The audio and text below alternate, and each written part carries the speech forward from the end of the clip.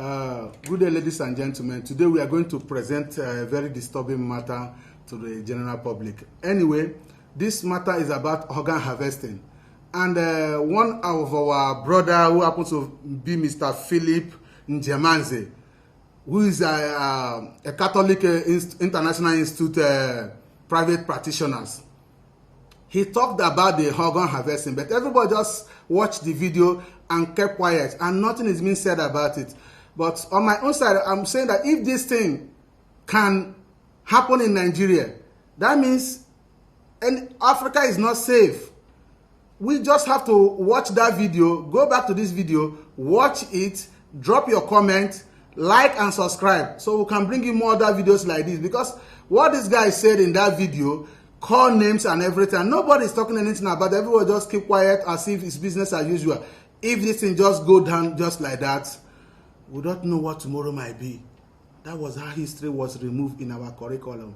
Soon, they might remove medical students so that nobody will study medicine. Please, watch this video and drop your comments. Thank you. This was a trick, and we know for sure that this was headed by an international organ trafficking cartel.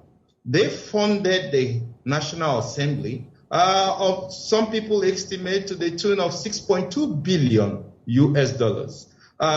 They also bought all the Nigerian government, federal government hospitals at the cost of 3.2 billion US dollars. They even offered to buy all the Catholic hospitals for $2 billion, but the bishops refused that. So this is a well-organized cartel who are actually moving into Nigeria in order to actually buy up, or they have already paid an advance on all our organs. Anybody in the Federal Republic of Nigeria has no entitlement to their organs as it stands today with the law. And we know this for sure, that these are billionaires from the United States who funded this organ trafficking cartel to take the organs of Nigerians.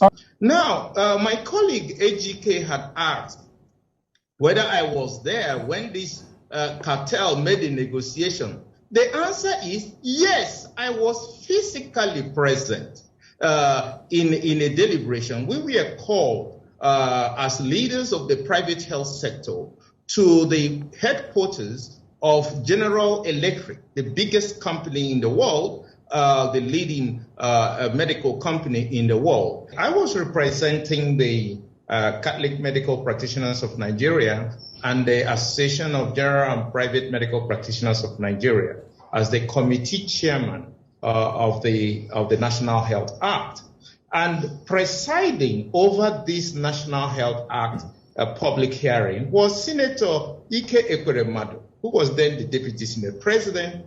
And let me comment there. Who did you say was presiding? Well, Senator Ekweremadu. He was the presiding senator for the bill public hearing.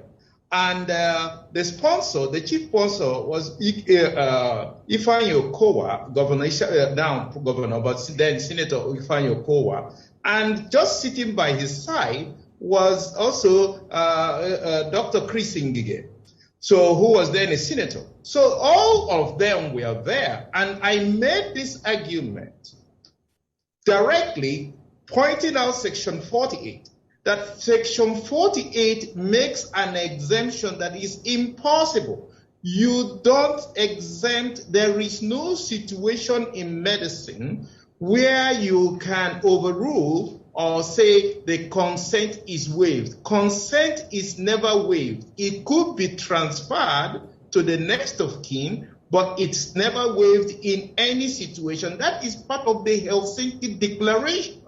So it's an international treaty. So we cannot make an exemption here in Nigeria.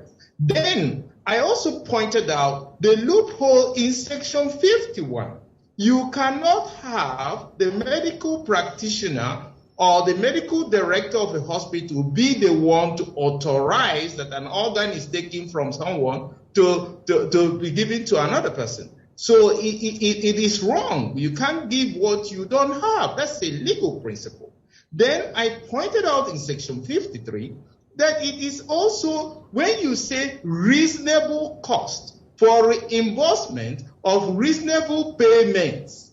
What does that mean? Is 10 million naira reasonable payment for kidney? Some people will tell you that too. So you actually legalized the sale of organs in section 53. Now, my colleague AGK had asked whether I was there when this cartel made a negotiation. The answer is yes, I was physically present in a deliberation. We were called as leaders of the private health sector to the headquarters of General Electric, the biggest company in the world, the leading medical company in the world.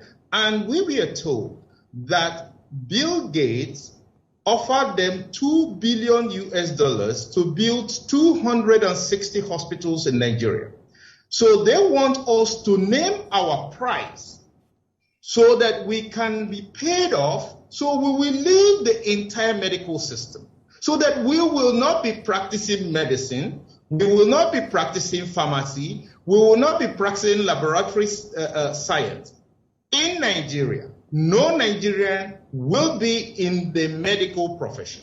And we should just name our price so we will be compensated for. We couldn't believe ourselves. Why would anyone do a thing like that? This was done. I was present. It's not somebody told me. I was physically present before the executives of a General Electric with a number of other Nigerians in the health sector, in pharmacy, in laboratory sciences, and there were executives of GE from their headquarters in New York. This is the first time it's happening in the history of humanity. Nothing like this has ever happened. And I warned Ekweremadu before the Senate, and Nigerians there will bear me witness, and many of them still remember. I told Ekweremadu before the entire public hearing that he will be the first victim of this law he is standing for. Before everybody. Senator Kowa can also bear me witness because he was there. And I told him, it now seems like a prophecy come true. And this was exactly what happened. That the Senate of the Federal Republic of Nigeria sold the entire organs of the Nigerian people, even when they knew that this was the situation. And that is very, very, very bad on us as a whole nation.